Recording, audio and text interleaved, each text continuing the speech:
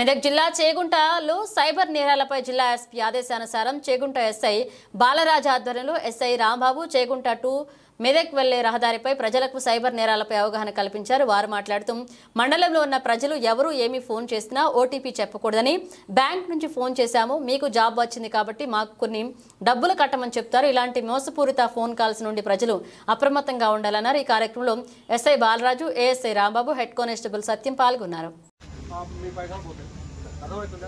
మనకు తెలిసిన నాకు టైం పెట్టినాక నీ కాగితాలు పడవర్ పాస్బుక్ అన్నీ చేసినాక నీకు లోన్ ఇచ్చినాము.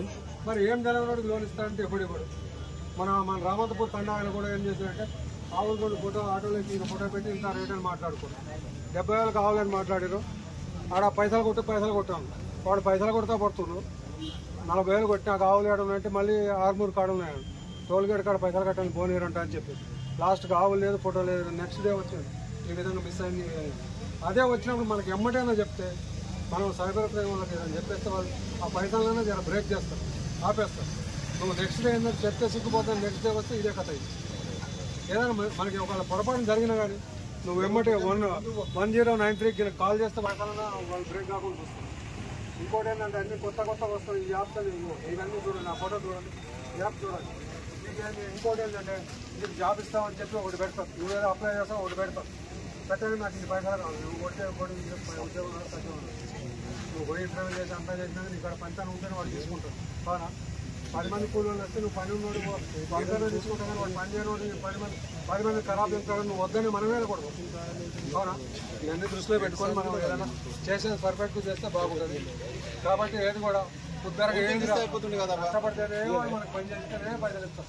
కాబట్టి ఏదో వస్తుందని ఆ పిల్లలు కూడా ఫోన్లు చేయకూడదు. పిల్లలకు ఫోన్లు ఇచ్చినా వాడు తెలిసితే ఏంటంటే ఒక ఫోటోలో వాడు అందం కనపడి తెలిస్తే వాడు రోజు ఫోనే చేస్తుంటాడు. అవునా కాదు? ఇప్పుడు అదే ఇప్పుడు నువ్వు ఉన్నావు, నా భార్యతో నీ భార్య ఫోన్ నెంబర్ కాకుండా నువ్వే ఫోన్ కొట్టగానే పేరు నీకు వస్తారు.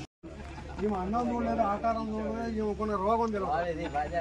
వాడికి ఫోన్ చేసి ఆమెకు ఫోన్ చేసి సతాయిస్తా ఉంటాం. మన ఇంటికి వచ్చింది మేము ఫోన్ చేసి లంచవరకు ఎప్పుడన్నా నువ్వు ఈ పేరు కానీ చెప్తే వాడు ఫోన్ చేయడం బంద్ చేసింది.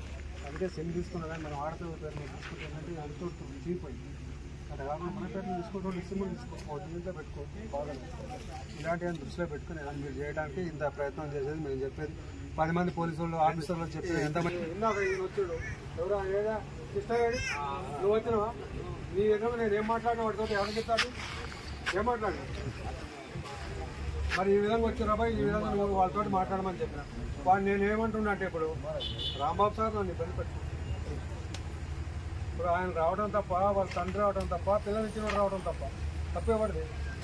ఇప్పుడు నా కంప్లైంట్ వచ్చింది, నేను పిలవడం నా బాధ్యత కాదు. అవునా కాదు?